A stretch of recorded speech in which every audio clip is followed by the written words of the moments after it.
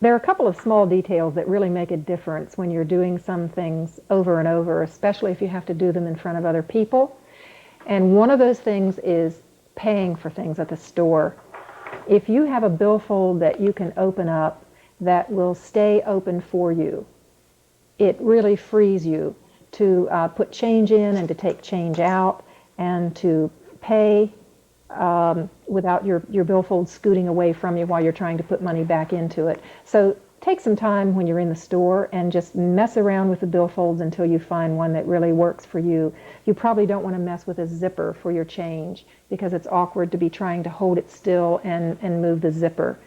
Another thing that you might find is instead of having a checkbook in your billfold or somewhere in your purse that you fill out and then you have to tear a check off, instead of doing it that way, you might try just having some loose checks that you've torn out of your checkbook with a register sheet at the back for writing down the amount of your purchase, and then you can just pull that out of your billfold when you're filling out a check.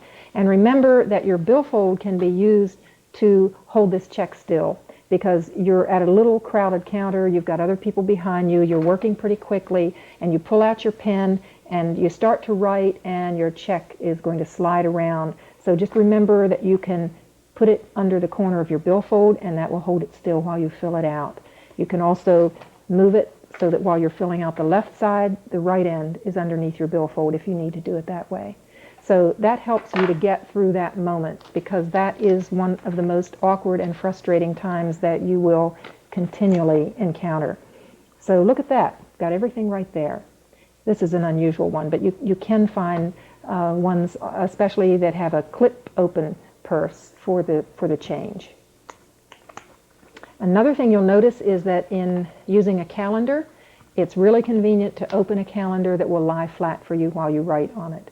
In fact, you have to have one that works this way. It makes a big difference. Another little trick is that a lot of hardware stores carry a ring for your key ring. It goes around your wrist and you put it on like this and then your hand is free to carry packages and to open doors and to put your coat on or whatever you're doing. And when you want to use the key, you just do it like this and drop it and you're free. So that's very convenient. It's also a very easy thing to find in your purse because you can reach down and root around until you come across this big ring. Another thing is that when you're shopping, it's really handy if you have a large bag that you can put things in, preferably a shoulder bag that you're already using. If you have a shoulder bag that can also carry a certain number of purchases, then you don't have to mess with a separate plastic bag that is hanging on your wrist and banging into things as you try to do other things. It's a lot more convenient if you can put things into your shoulder bag and then you have it on your shoulder while you're walking around and it's not in the way while you're doing other things. And you can go on shopping as you're buying things. One thing to think about if you want to carry a separate bag, again, there's a big benefit not only to not wasting lots of plastic and acquiring lots of plastic bags that you don't need, but there's a big benefit to having a bag that has straps that go over your shoulder, even in addition to a purse or other shoulder bag that you might have. You can find bags that will carry really as much as a whole grocery bag full. And if you get one, you can shake out and get it to stand up for you.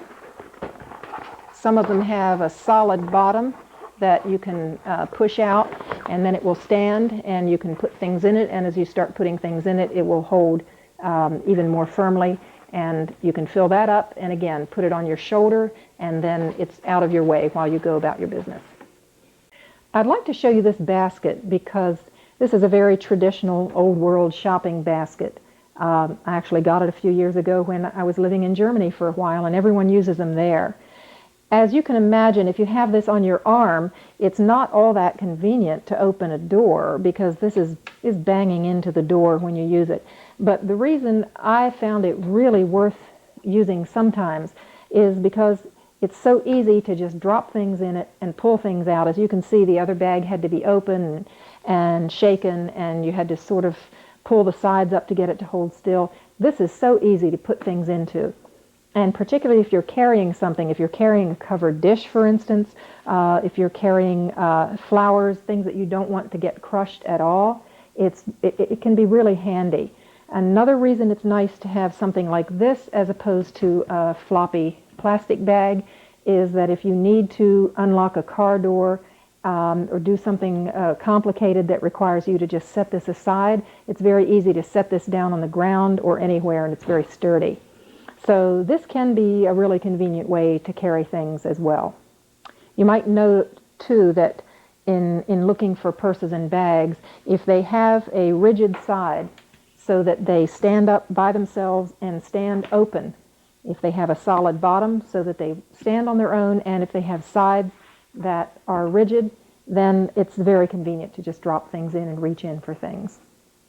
Okay, now one of the unavoidable problems is that sometime you'll be buying something and the cashier will give you a really tiny scrap of paper and you have to affix your signature to this piece of paper quickly while other people behind you are waiting to pay for their things.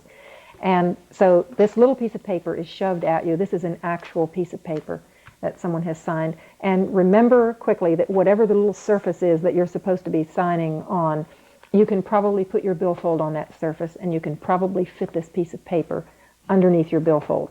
And once you've done that, you have a chance then to get your signature in here quickly. If it's really tiny and the signature line is at the very bottom, the thing that you will absolutely have to do is to anchor it with your little finger so that you can sign right here at the very bottom. So it is possible, and what you'll find is that you will have a really strange signature sometimes because you've had to do it with your hand in sort of an awkward position. But it will work, and it will count as your signature because you intended it to be your mark and it was made by you.